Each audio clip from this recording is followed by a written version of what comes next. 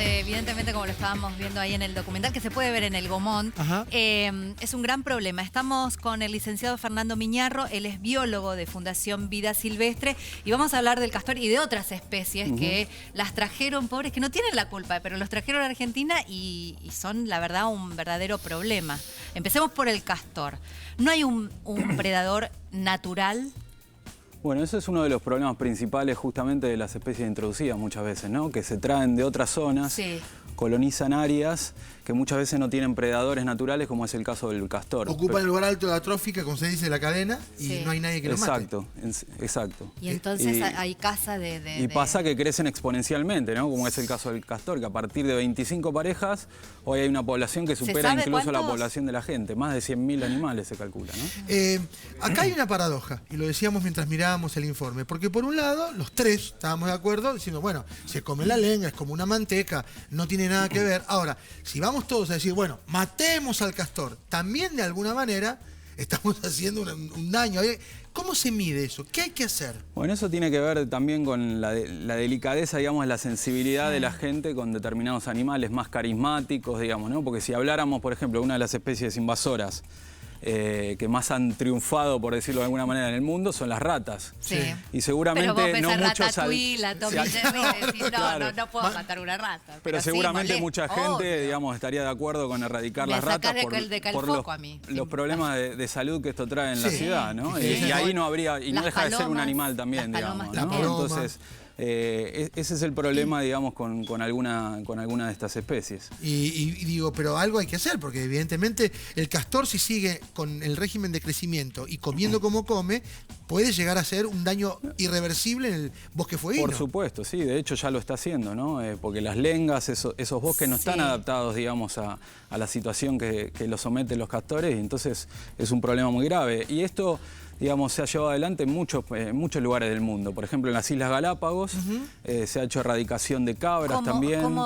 Sí, cabras a las Galápagos. Porque estaban introducidas. Estaban introducidas porque se llevaban por una cuestión de tener alimento, digamos, los pescadores en esa época, en esos años, y fueron erradicadas de algunas islas.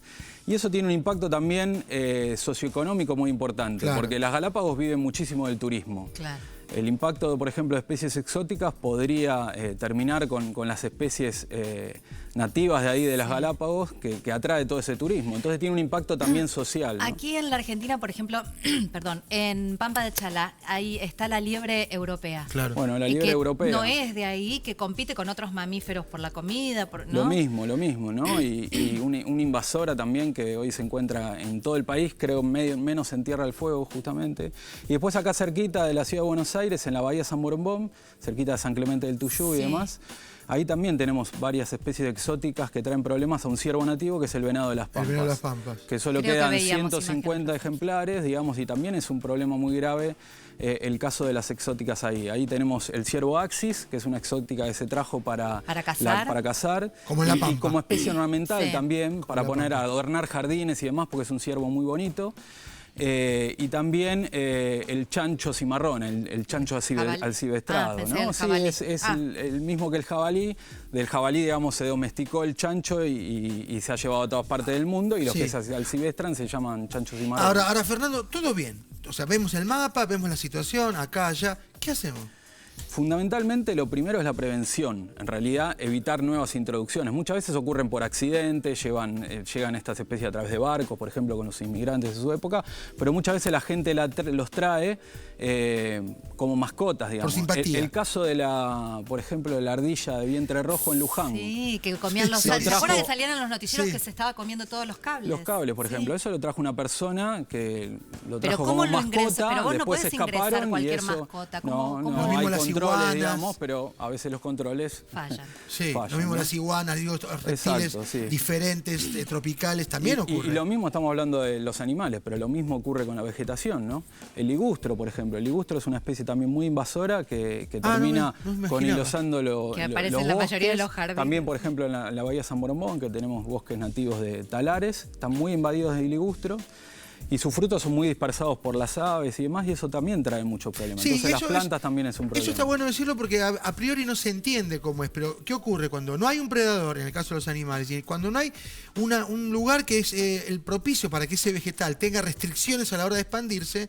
Claro, se disemina de tal forma que invade y mata, porque mata a la otra especie, le quita espacio. Tal cual, elimina especies nativas de nuestra flora y fauna, digamos, ¿no? Que es lo que tenemos. Y además trae muchos problemas económicos, eso también es importante. No es solamente cuestión de ecología. Por ejemplo, para la producción agropecuaria, digamos. O sea, también hay impactos muy importantes en actividades económicas, la en el producción. Turismo, ¿no? De hecho, los castores están...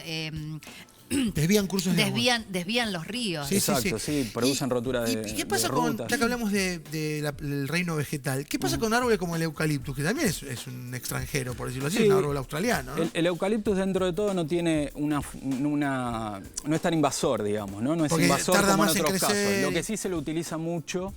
Pero es importante, digamos, en ese sentido, y referido a eso que señalás, se lo ha utilizado mucho, por ejemplo, para la sombra de estancias, en el campo, demás, ¿no? Entonces, es importante empezar a reemplazar el uso de esas especies por especies nativas.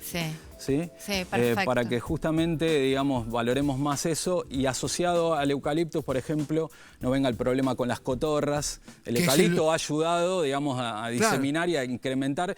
La cotorra es una especie nativa, pero también ha crecido exponencialmente. Es muy molesta, tengo un montón. Y hoy es un problema también. Es problema porque es muy molesto. Crece sin medida. Y para finalizar, desde la Fundación Vida Silvestre, ¿cómo manejan este tema?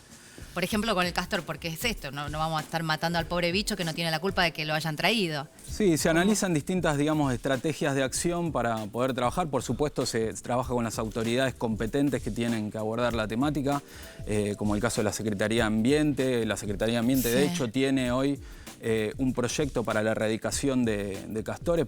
Pensá que estamos hablando de... ¿Pero cómo los erradican? ¿Lo metés en una jaula y lo volvés a mandar a Canadá? ¿Cómo es? No, los matan.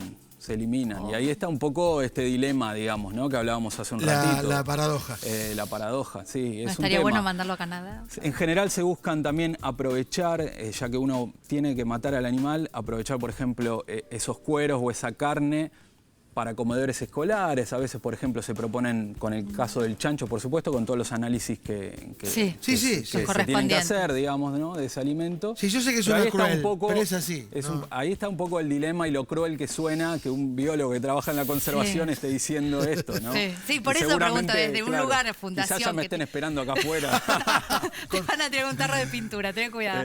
Pero bueno, de eso se trata, digamos, ¿no? O sea, mantener el equilibrio. Ay, qué feo. Bueno, gracias, muchas gracias por haber venido. Por la invitación y tratar este tema tan importante. Sí, seguro.